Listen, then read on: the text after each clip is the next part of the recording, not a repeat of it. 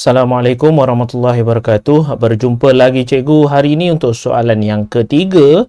Okey, soalan yang ketiga ini apabila kamu nampak ada perkataan hujah didaktif dekat sini, pastinya kamu dah tahu bahawa ini adalah bab tingkatan 4, bab yang ketiga di bawah tajuk penakulan logik. Okey, so untuk di sini situasi kamu diberi kepada kamu adalah berkenaan dengan hujah. So hujah ni kamu kalau ikutkan ada 3 jenis. Okey, so kita nak tengok yang diberi ini adalah jenis yang keberapa.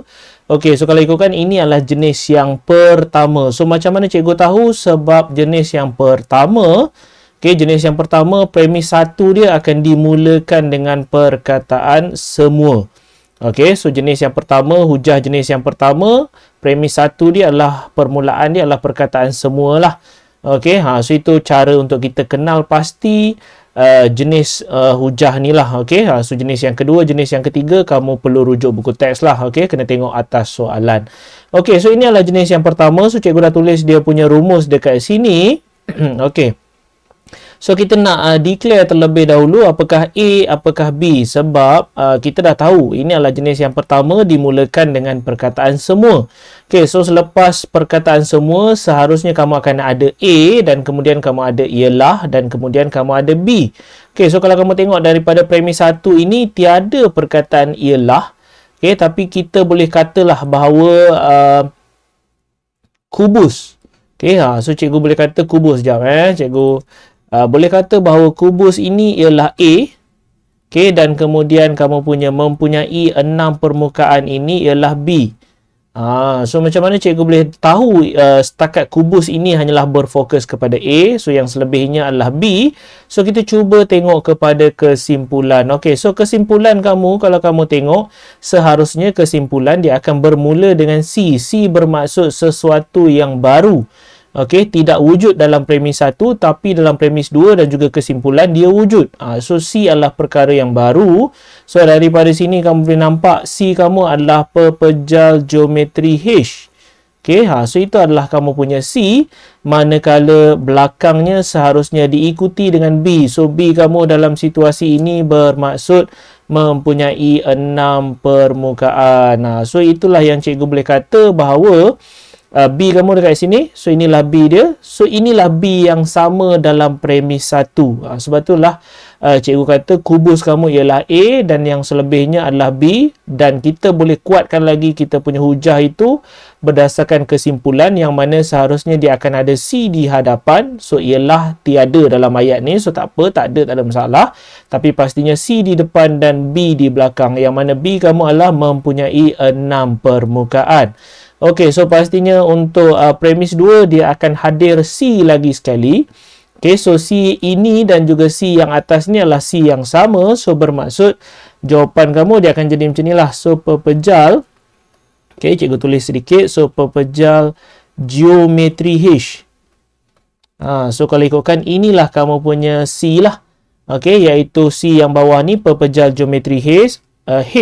So yang atas juga sama pepejal geometri H.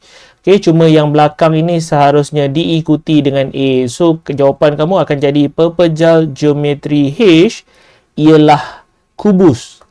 So cikgu letaklah perkataan ialah. Okey, so cikgu letak perkataan ialah supaya ayat itu tidaklah nampak janggal.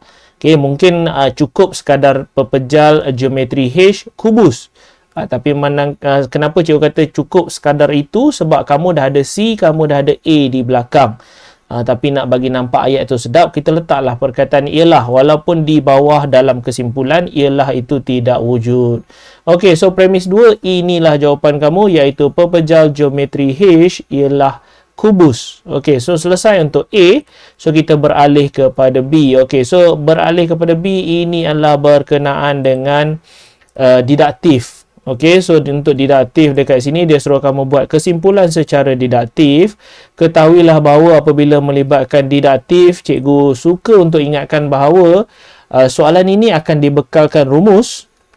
Okey, so akan dibekalkan rumus dan daripada rumus itu di dalamnya akan ada huruf. So ada huruf. Okey, dan yang terakhir seharusnya huruf itu akan digantikan dengan nilai. So huruf kena ganti nilai. So itulah yang kamu kena tahu apabila melibatkan didaktif. Kamu akan ada rumus dan dalam rumus itu akan ada huruf dan huruf itu perlu digantikan dengan nilai. Okey, so kita tengoklah kepada kamu punya soalan. So kita boleh nampak rumus kamu iaitu 360 darjah per n. So kita tulis dahulu rumus kamu iaitu 360 darjah per dengan n. So rumus kita dah jumpa. So dalam rumus kamu ada huruf. Okey, sebab rumus kita dah jumpa. So dalam rumus ada huruf, betul, iaitu huruf n dekat bawah ni. Okey, so huruf kamu ialah n. Cuma n kamu ini perlu digantikan dengan nilai. So nilai apa yang kita nak ganti? So kalau kamu baca dekat sini diberi bahawa sudut peluaran bagi sebuah poligon sekata dengan n sisi. So n ini sebenarnya ialah bilangan sisi. Okey, so bilangan sisi. So bilangan sisi bagi apa? So bilangan sisi bagi oktagon. So itulah cara untuk kamu cari ataupun fahamkan soalan lah. So oktagon kamu kalau ikutkan dia punya sisi ada 8. So oktagon Oktober. Senang kamu ingat macam tu. Oktagon adalah Oktober. So Oktober bermaksud bulan 10 Okey. So hati-hati So Oktober bulan 10. So tak boleh pakai. So jangan terpengaruh. So oktagon bermaksud 8 sebab kalau 10 dia adalah dekagon. So maafkan cikgu lah. Okey, so cikgu ingat dia lebih kurang, bukan. So oktagon bermaksud 8. Okey, so bermaksud dekat sini kamu gantikanlah dengan nilai 8. Okey, boleh juga tersalah kat situ Okey, so tak apalah. Manusia biasa. So dekat sini kamu gantikan dengan nilai n iaitu 8. So kita bahagikan dalam kalkulator. So tekan dapatlah nilai 45 darjah. Okey, so kalau ikut itu sahajalah jawapan kamu untuk soalan B. Maka selesailah sudah untuk soalan A dan juga soalan B. So tengoklah baik-baik soalan So hati-hati dengan apa yang kamu telah pun buat.